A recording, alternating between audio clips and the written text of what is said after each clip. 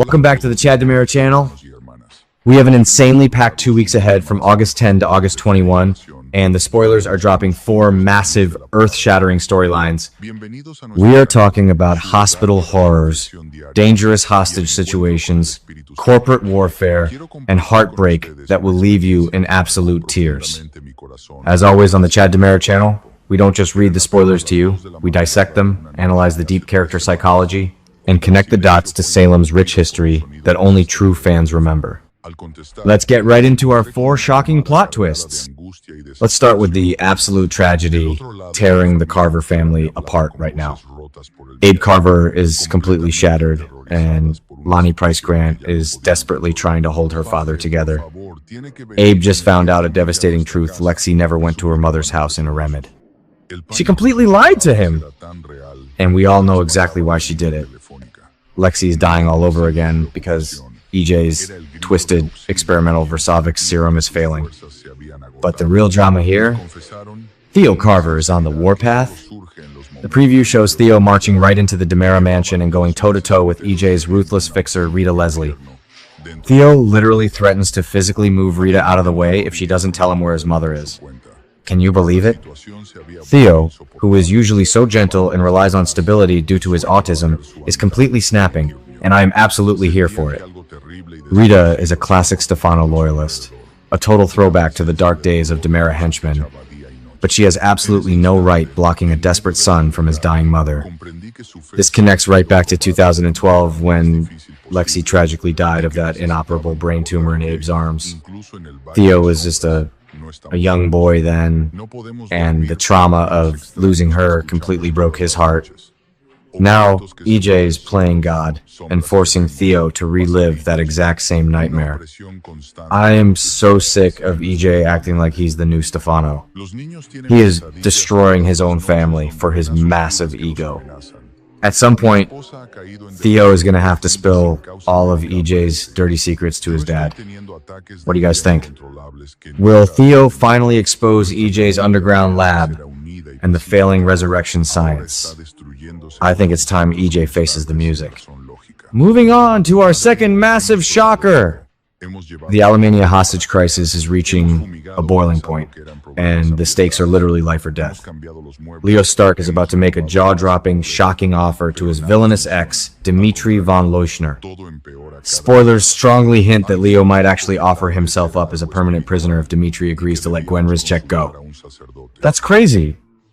Leo has historically been a selfish hustler who only looks out for number one, but we are witnessing a massive redemption arc right before our eyes. He genuinely loves his bestie Gwen and is willing to sacrifice his own freedom for her. But let's be real for a second, Dimitri is a total psychopath. He's got that toxic Megan Hathaway blood running through his veins. Do you really think he's going to play fair? Absolutely not.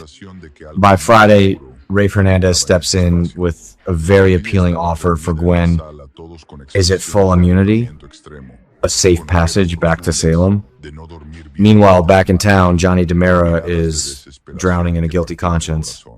Johnny is fundamentally a good guy. He's got Sammy Brady's fiery spirit, but Marlena Evans' compassionate heart. He knows his father, EJ, is responsible for the tainted Coriseal pills that killed Sarah's patient, Destiny. Johnny is stuck between protecting his toxic father and doing the right thing. And speaking of Marlena, Belle Black is presenting a major case to her mom. Is this about Stefano's missing pawn chess piece? The DiMera lore right now is absolutely insane, and I have a feeling Belle is onto a massive conspiracy involving Stefano's brainwashed sleeper agents. Ready for storyline number 3? We need to talk about the messy love lives and high-stakes corporate wars. Javi Hernandez is having a massive, life-altering epiphany.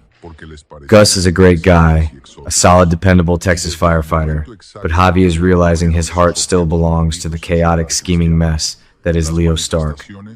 I know a lot of fans think Javi should stick with the safe choice, but I'm telling you, the undeniable raw chemistry is with Leo. Javi might actually break up with Gus to pursue his true feelings, setting the stage for a dramatic reunion once Leo survives Alamainia.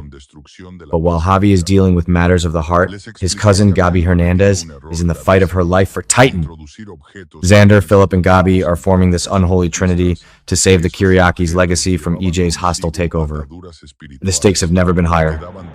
Philip is panicking about losing his father Victor's empire, Xander is ready to play dirty and utilize his mercenary skills, and Gabi is using every single cent of her DiMera inheritance to block EJ. I am totally rooting for this trio. As the namesake of this channel, I can tell you Chad DiMera would be absolutely disgusted by EJ's actions right now. EJ thinks he's invincible just because he's wearing Stefano's ring, but he is severely underestimating Gabi Hernandez! She survived prison, she survived Nick Fallon, and she will definitely survive EJ DiMera. Do you guys think this trio can actually save Titan from being swallowed up? And you won't believe what happens next in our fourth storyline, because it's all about legacy, romance, and toxic, inescapable love triangles. Brady Black and Sarah Horton are officially professing their deep love for each other. It sounds super sweet, right? Wrong! Because Sarah absolutely cannot get Xander Cook out of her head. This is the ultimate soap opera slow burn. Sarah is completely lying to herself. She is using Brady as a safe harbor because Xander's chaotic world is too dangerous, but that magnetic, undeniable pull between Zara is still there. I think this is a huge mistake for Brady. He is setting himself up for absolute heartbreak, just like he always does with women. How long until Sarah ends up back in Xander's bed? You know it's coming. And speaking of legacy romance, we have to talk about Salem's ultimate matriarch, Julie Williams. Julie and Foster are going to share a near kiss. My heart breaks for Julie. Doug Williams was her absolute soulmate for 50 years. The psychological guilt she must be feeling right now about moving on is unimaginable. But Foster is incredibly charming, and I truly think Doug would want her to be happy and not spend her final years alone.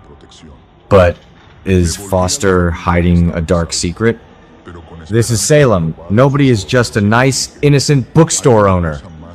We will have to watch closely to see how they navigate this emotional minefield. There you have it, guys. 4 massive storylines that are going to completely shake up Salem over the next 2 weeks. From the Carver family tragedy and the Alamainia hostage crisis to the Titan corporate war and messy legacy romances, Days of Our Lives is not holding back. I am on the edge of my seat waiting to see how Theo handles Rita and whether Leo can actually negotiate with a monster like Dimitri. What are your predictions? Do you think Sarah will dump Brady for Xander? Let me know your thoughts in the comments below. And don't forget to like and subscribe to the Chad DiMera channel for all your deep dive soap updates. Stay safe, Salem fans, and I will see you in the next video.